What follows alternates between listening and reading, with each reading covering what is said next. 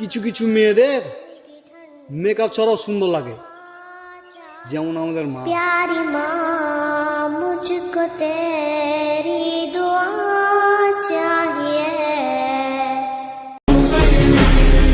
নিজেকে অনেক ভাগ্যবান মনে হয় যখন ভাবি আমার ধর্ম ইসলাম।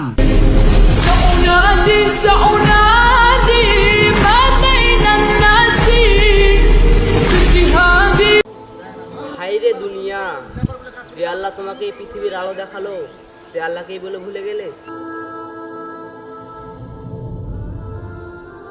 দুনিয়াতে টাকার দাপটে যারা মানুষকে মানুষই মনে করো না, একটা কথা তোমরাও মনে রেখো, মৃত্যুর পর কিন্তু আমার আল্লাহরে তুমি টাকা দিয়ে কিনতে পারবা না।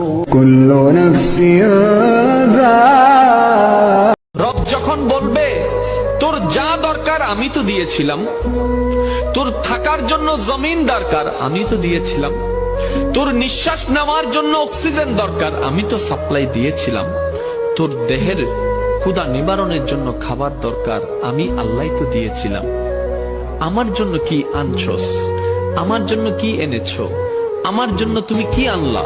যদি এই প্রশ্নটুকু করে হাসরের ময়দানে সেই দিন মাথা নিচু করে থাকা ছাড়া দ্বিতীয় কোনো উপায় আপনার আমার নাই।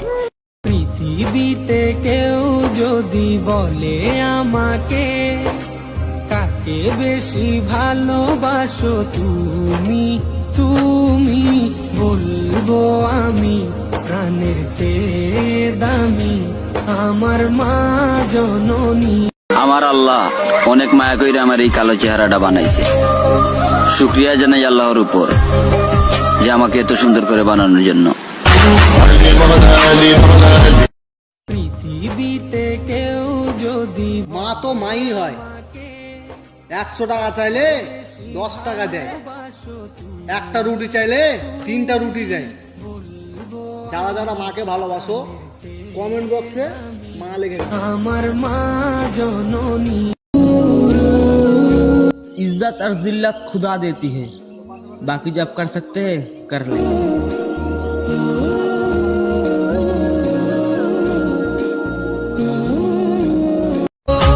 মুসলমানদের জন্য খুশির খবর, আর কয়দিন পর মসজিদের মাইকে শুনতে পাবো সবাই ঘুম থেকে উঠুন, সেহরি খাওয়ার সময় হয়ে গেছে।